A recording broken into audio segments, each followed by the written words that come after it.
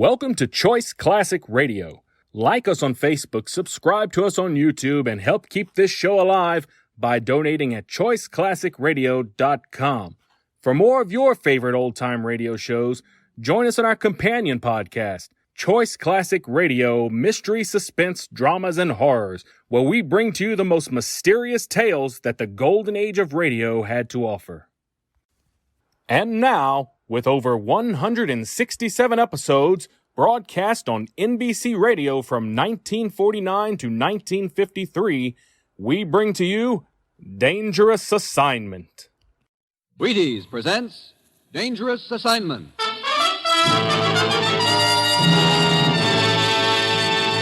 On stage tonight from Hollywood, Dangerous Assignment, another in the Wheaties' big parade of exciting half-hour presentations.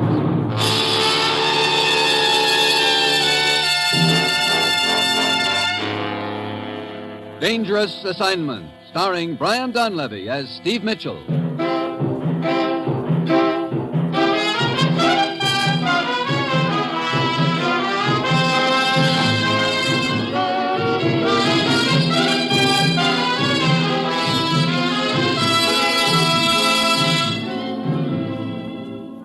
Yeah, danger is my assignment.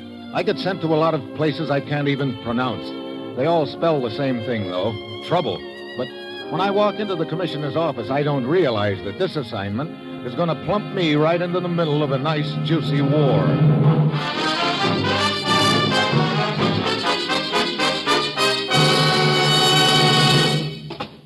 Morning, Commissioner. Oh, Steve. Have a seat. I'll be with you in a second. Okay. Ruth. Yes, Commissioner. Steve's here now. Fine. I'm working on his plane reservation right now. I'll probably have it by the time you're through with it. Good. Well, needless to say, I'm about to set forth into the wild blue yonder again. That's right. Steve, there's a guerrilla leader over in the Orient. Nobody knows who he is, but he's been raiding the supplies and military equipment we've sent over there. In short, we think he's building up the strength of his organization so that he can launch an attack similar to the other one that was launched recently. And we got to stop him now. You've got to find him before you stop him, you know. You've got to find him, you mean? Oh, just like that, huh? When you get to the coast, there'll be a small plane waiting for you. You're to fly yourself to the town of Yabney, inland. When you get there, go to the Grand East Hotel. You'll be contacted by Dr. Mao. Yabney, Grand East Hotel. Dr. Mao, who's he? An influential leader of the opposition to this guerrilla chief. Now, Steve, get over there. Find out who this guerrilla chief is and stop him before it's too late. Well, that's it. You've got your assignment. Good luck.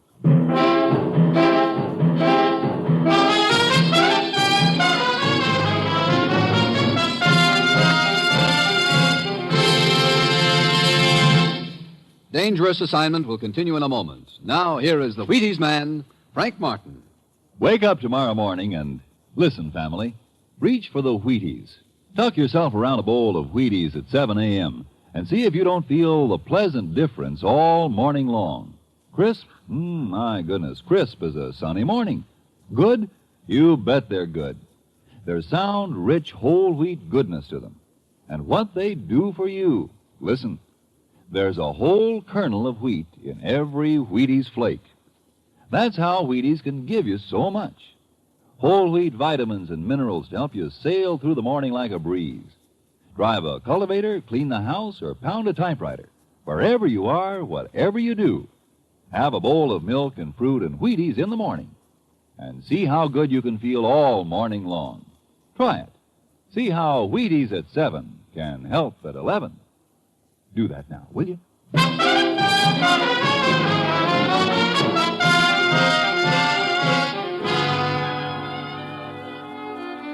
Sure. I've got my assignment. A breeze. Just a simple matter of flying to the Orient, finding a guerrilla leader that no one's ever seen, and stopping a war before it starts. Well, it's Friday when I get to the coast. A small plane is waiting for me, and I fly it to Yabney in the interior. On the way to the hotel, I spot two characters following me. I check in, go up to my room, and already I've got company. Forgive us our intrusion, Mr. Mitchell. Well, I didn't know I was holding open house. Who are you? Oh, permit me. I am Dr. Mao, and this is Colonel Diane. Oh, you're the man that was to contact me. Yes. Well, what's the setup, gentlemen? Precarious one, Mr. Mitchell. The guerrilla leader we are after is clever and diabolical. He seems to have very accurate sources of information. His raids are well timed and well organized. Then he and his men vanish without a trace. Mr. Mitchell, you must be tired from your trip. I suggest you rest this afternoon, then come to my house for dinner this evening. We can discuss the matter further. And in the meantime, Mr. Mitchell, a word of advice, if you will permit. Sure. What's on your mind, Colonel Diane? This guerrilla chief has informants everywhere. Even now, your presence and the purpose of your visit may be known to him. I advise you to be ever alert as to your own safety. I am sure you realize you would be no good to us dead.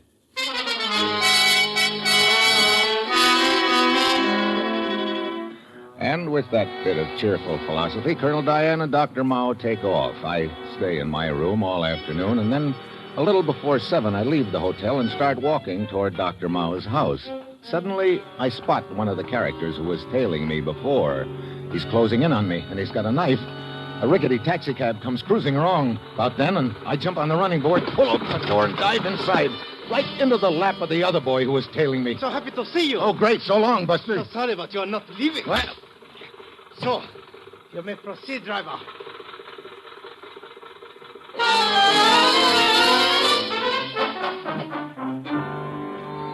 When I come out of it, I'm lying on a couch in some sort of a mansion. There's a scent of jasmine in the air and a thin thread of music. The guy who conked me is standing at the door, and sitting across from me is a woman who's a dead ringer for the Dragon Lady. Fin, Yes, honored madam. you may leave the room, but stay by the door. Yes, honored madam. Who are you? I am called Madame Tia.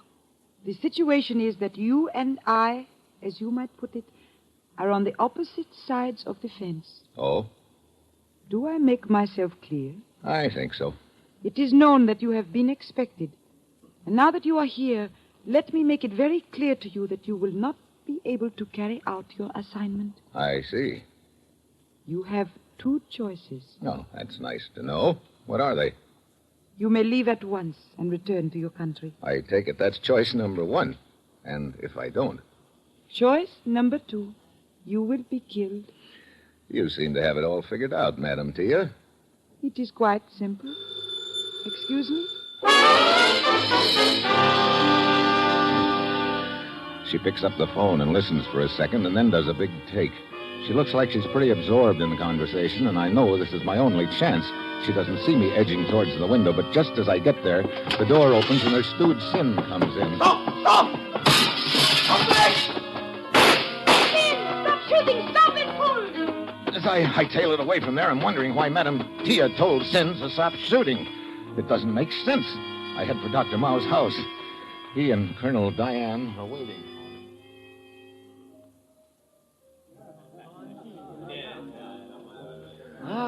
Good evening, Mr. Mitchell. Dr. Mao, I didn't realize you were throwing this big a party. Oh, just a few friends. Dr. Mitchell, you are slightly cut and bruised. Yeah. A lady told me to get out of the country or drop dead, and she was willing to arrange the latter. Who was this woman? Oh, a very beautiful little doll named Madam... What is the matter, Mr. Mitchell? Oh, nothing, except that the lady in question happens to be approaching us right now. What? Good evening, gentlemen. Madame Tia, as always, I am delighted to welcome you to my house. But there seems to be some misunderstanding. Mr. Mitchell suggests that you... Indeed, there was a misunderstanding, Mr. Mitchell, and I must apologize.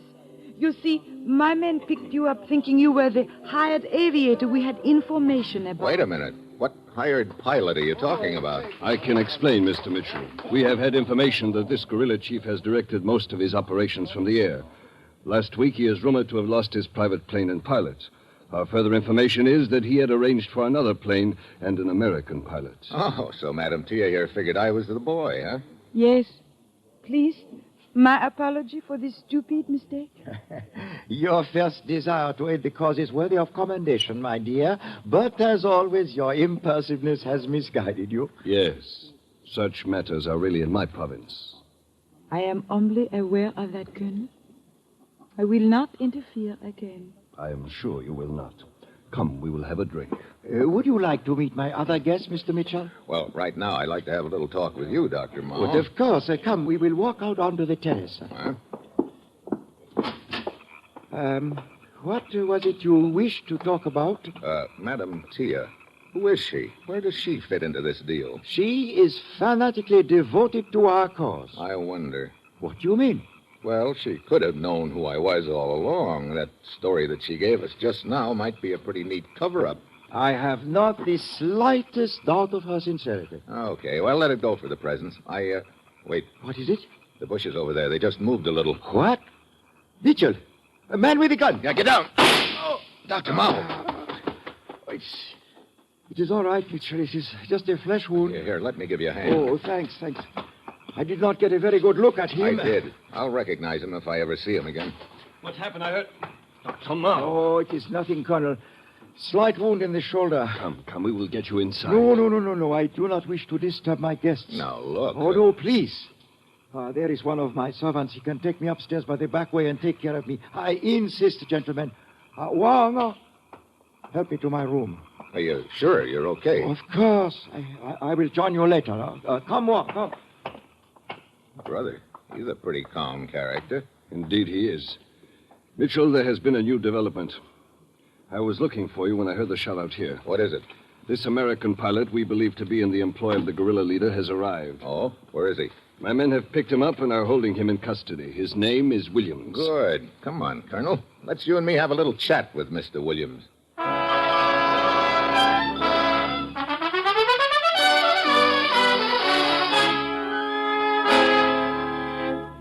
Oh, now look, you two. All right, so my name is Williams, so I am a pilot. I'm just hanging around this town looking for a job. I don't know any guerrilla leader, and I'm not working for one. And you'll never be able to prove any different. Now listen to me, Mr. Williams. Wait a minute, Colonel. Okay, Williams, you can go. What's that? Mitchell. Sure, go ahead, Williams. Shove out. Well, it's a little more like it. See you around, fellas. Of course, if you're not in our custody, then what happens to you isn't our responsibility, is it? What? What do you mean by that? Well, figure it out, Buster. The natives here in Yabney are pretty bitter about this guerrilla chief. All right, so what? So they think you came here to work for him. I wouldn't be at all surprised if they felt like taking justice into their own hands. Look, what are you trying to say? Oh, nothing. Go ahead. Walk out of here. You might get a block away. You might even get 2 blocks away. Oh, I get it. All right. I'm not going to make any clay pigeon out of myself for anybody. What's the deal? Safe conduct out of here for you if you tell us who this guerrilla chief is. I don't know. Now, look. I'm telling you the truth. I've never seen him. He's never seen me. I got word he needed a boy. I let it be known I was interested. How did you intend to contact him? I was told to go to a little flower stand down the street and buy 5 gardenias. They take it from there. I see. Okay, Colonel, I'm through with him. Guards, take him away. All right, now look. Don't forget that safe conduct you promised me. We won't. Look, we know how Williams was supposed to contact this guy, and we also know that this guy has never seen Williams. So? Colonel, I've got me an idea. A little wild, maybe, but it could work, and it's our only chance. We're going to send another pilot in Williams' place. Another pilot who? You're looking at him, Colonel.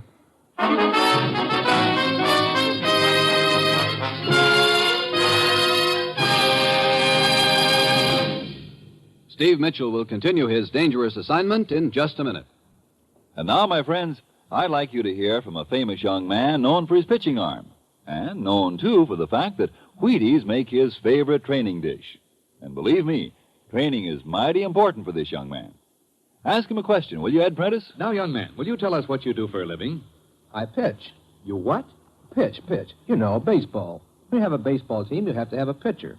I'm a pitcher. I pitch. Oh, yes, I see. And are you on a team? Yes, sir. I'm on the Cleveland Indians. Cleveland Indians, What is your name, young man? I'm Bob Feller, and you know it as well as I do, Ed. Sure I do, Bob. It's good to see you. This makes your 14th season playing with the Indians, doesn't it? Yep, Ed. 14 years. Well, tell me, Bob, how long you been eating Wheaties? Oh, about 20 years, give or take a couple. You mean you started eating Wheaties before you started playing ball? Why, of course. What's so strange about that? Most people start eating Wheaties before they get to playing ball. In fact, most people never start playing baseball. You don't have to be a ball player to enjoy the lift you get from Wheaties with milk and fruit. You're right as rain, Bob. No champ ever said a truer word about Wheaties, breakfast of champions. Whether you pitch baseballs for a living, or drive a bus, or keep house, or lay bricks, you can use Wheaties, too. Breakfast of champions. Have some.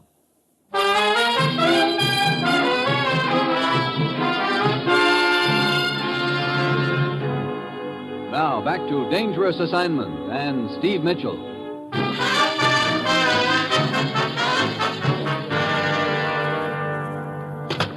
They told me you wanted to see me here in your office, Colonel. Yes, Mr. Mitchell, please have a seat. We are going to plan a campaign. Oh? And for the first time, I think we will have the jump on our friend, the guerrilla leader. We are sending a shipment of military supplies into the interior the day after tomorrow, and I have reason to believe the guerrillas have learned of it and now plan to raid this shipment. I see. And we're going to give them a little surprise party, huh? With your help. Now, observe this map, please. Here is our city of Yabne. The Rouge River, as you can see, winds inland from here. Oh, and this is a railroad running parallel to the river, huh? Correct. And these military supplies are going to be on that train? That was the original plan, and that is what we believe the guerrillas think. Actually, we have secretly arranged to ship the supplies by barges up the river. On the train will be my troops, fully prepared for action. Good. Looks like these guerrillas are going to stick their head into a meat grinder. We sincerely hope so. Any idea where their attack will take place, Colonel?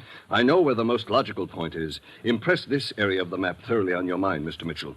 At this point, the railroad crosses the river. We will call it Bridge A. The river forms a horseshoe and widens out into a lake. There are high cliffs on one side. Then the railroad recrosses the river up here, Bridge B. I believe the attack will take place either at Bridge A or Bridge B. And your troops will be ready for trouble at either point? Yes. And now we come to the part you will play in this operation, Mr. Mitchell, the most important part. What's that? At the time of the raid, you will probably be up in a plane with him somewhere over this horseshoe area. I hope so. And he won't be able to issue many orders with my hand over his mouth. That is exactly the point. If you wish to communicate with me, do so on 3570 kilocycles. And one thing more. This leader must not escape from you. Colonel, I am so sorry. I did not know you were occupied. It's quite all right, my dear. Madam Tia? What's on your mind, my dear? It was just that I have thought of a plan by which How many we might... times have I told you must leave the planning to Dr. Mao and myself? As a matter of fact, Mitchell and I are even now putting a plan into operation by which we feel confident the guerrilla leader will be captured. Oh, I am so happy to hear that. What is this plan? Well, in short, we plan to put... Colonel, there's not much use in talking about a plan until it works, is there? Perhaps you are right. Anyway, I'm sure that Madam Tia is more interested in the results rather than the manner in which they're obtained. Yes, of course. Well, I better be on my way. Be very careful, Mitchell. Don't worry. My every wish for your success, Mr. Mitchell. And please be assured of my undying gratitude. That might be an interesting topic of conversation when we get together again, Madam Tia. Yes. I hope it will not be long before we do. Well, you never can tell. See you later, I hope.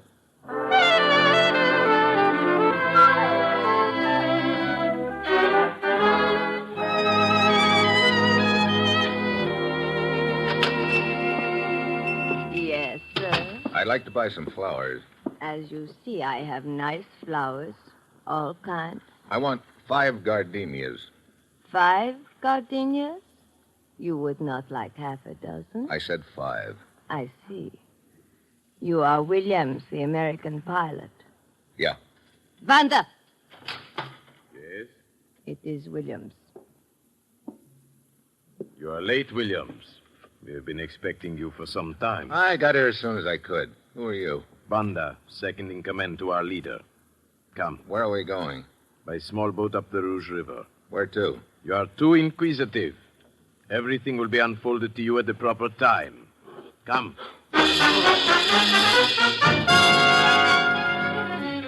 Banda and I head up the river. 3 hours later, we turn into a cove. There's a small freighter hidden there, and a seaplane is hoisted out of the hold. We climb in it and take off. Half an hour later, Banda points down. We're right over the same horseshoe in the river that Colonel Diane had pointed out to me on the map. I bring the plane down and land it on the lake. A nice landing. Thanks. Keep taxiing straight ahead. Straight ahead, we're heading right for that cliff. Do as you are told. Now, look. Hey, the side of the cliff is moving. Yes. As you see, the cliff is not as solid as it looks. Well, what do you know? A king-size swinging door. Yes, it is an entrance to a large cave. You can taxi the plane right in. So, this is headquarters, huh? This is headquarters.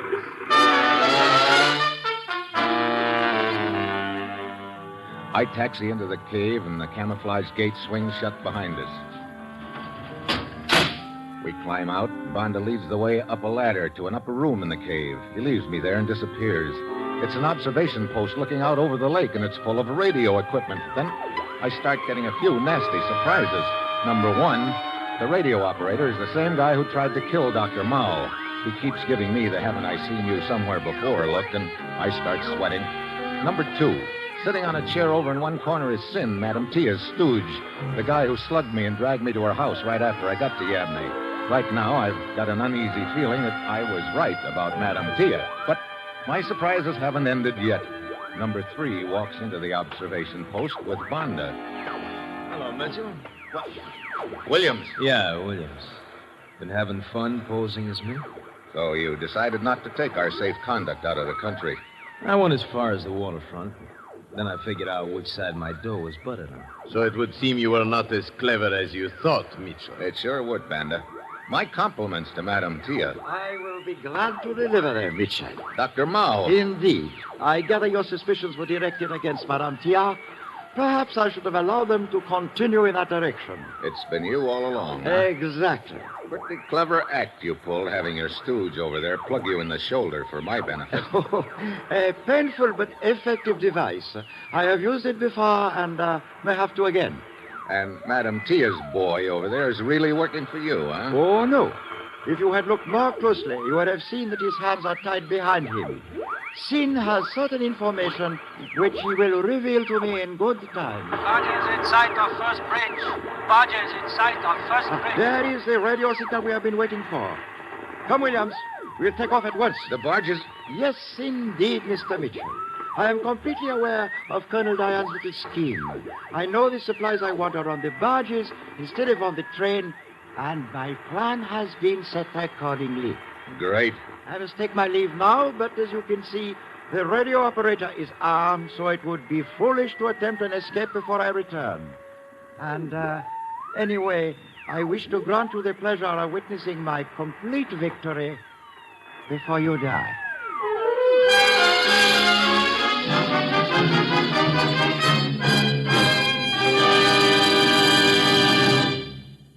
You will hear the conclusion of Dangerous Assignment in just a moment. First, here is the Wheaties man, Frank Martin. You know, every morning in my house, everybody has to get up. How about you folks? You have to get up too? Well, do what we do. Get up to Wheaties. They can help make the whole morning look a lot brighter at the breakfast table. As pleasant a way to meet the world as any I know of. Plus, listen, there's a whole kernel of wheat in every Wheaties flake. That's why they give you wonderful, wonderful nourishment. Every Wheaties flake gives the family natural whole wheat vitamins and minerals and whole wheat energy. All things that can make a whale of a big difference the whole morning long. You try it and see what a difference it makes. Breakfast of Champions with milk and fruit. Tomorrow morning, next morning, see how Wheaties at 7 can help at 11. You do that now, huh?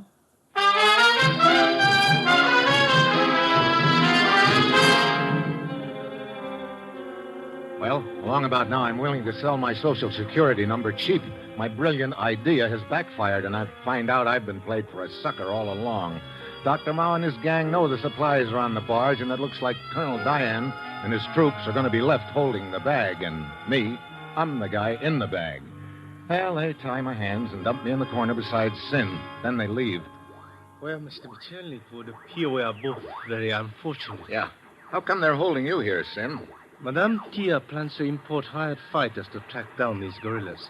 Dr. Mao learned of her plan and knows that I can tell him where the first meeting of these fighters is to take place. So he's keeping you on ice until you do, huh? Yes, I heard him tell the guard over there at the radio that under no circumstances was anything to happen to me until he returned. Brother, I'd like to get to that radio and warn Colonel Diane and his troops of what's going to happen. That guard will shoot you if you try it. Yeah, and with my hands tied up. Hey, wait a minute. I got an idea. Twist around so that we're sitting back to back. Come on. Very well. That's it. Yeah. I think I can untie your hands. Keep your eyes on that guard. He's not paying any attention to us. Leader to Patriots! Leader to Patriots! That must be Dr. Mao in his plane. Patriots yet. Remain in concealment. Attack after barges have passed the first bridge. We haven't got much time. There. My hands are free. Yeah, now untie mine. Hurry. Yes, but what then? You're going to run for that entrance. But, Mitchell, if I fall, it is 100 feet down. Don't worry, you won't have to dive, and the guard's not going to shoot you. You said he had orders to keep you alive. He'll grab you, and I'll grab him. Okay, that's the last knot. Thanks. You ready? Yes.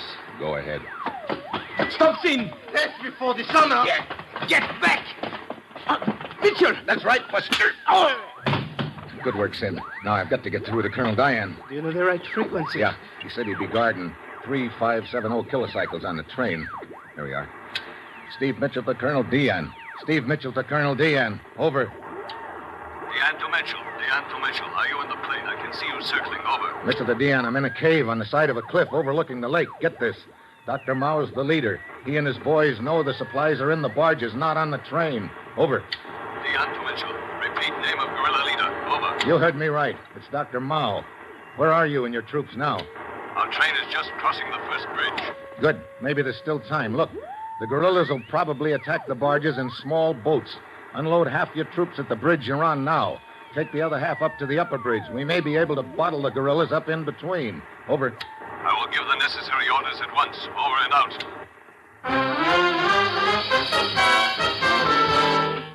It's a race against time now. I tune back to the guerrillas' radio frequency, grab a pair of binoculars, and go to the entrance to the cave. The minutes drag by. Dr. Mao's plane is circling over the lake. Suddenly, in the distance, I can see the line of barges passing under the first bridge. If Diane's men aren't in position by now, we're cooked. The barges inch out into the lake. Attack! Dr. Mao's orders come over the radio. Small boats dart out from the shore and head for the barges, and it looks like he's won. Then I can hear a machine gun.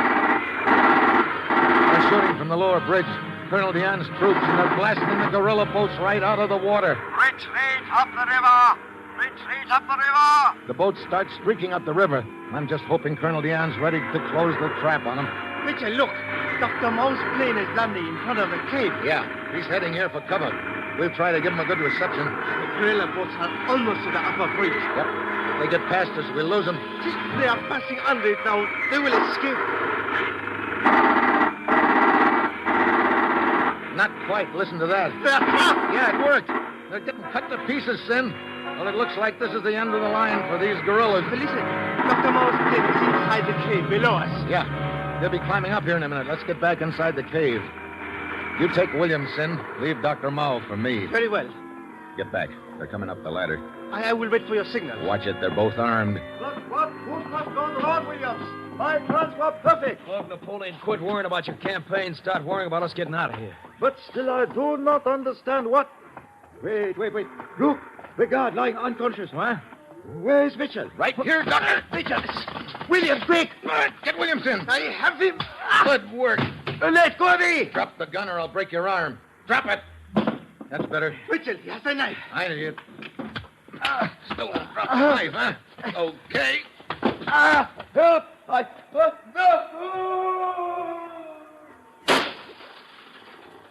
Mitchell.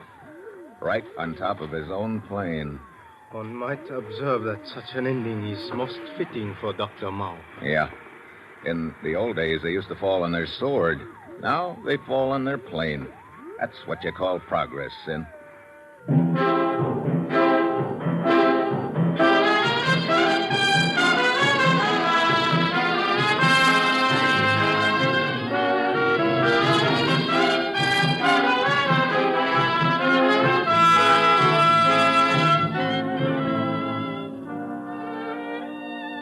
Dangerous Assignment, starring Brian Donlevy as Steve Mitchell, is written by Bob Reif, with music composed by Basil Adlam and conducted by Ralph Hollenbeck, and is produced and directed by Bill Carn. Join us again next Wednesday at this time when Brian Donlevy, starring as Steve Mitchell, will embark on another Dangerous Assignment. And this is the Wheaties man, Frank Martin, inviting you to listen Thursday, that's tomorrow night, to Sarah Berner in Sarah's Private Caper on the Wheaties Big Parade. See you then.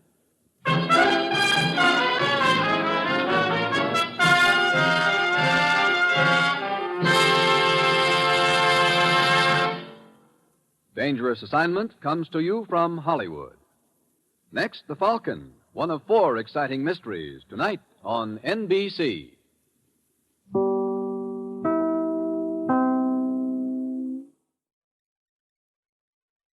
That concludes today's episode. We'd like to thank you and remind you to donate at choiceclassicradio.com. Remember, your donations make episodes like this possible.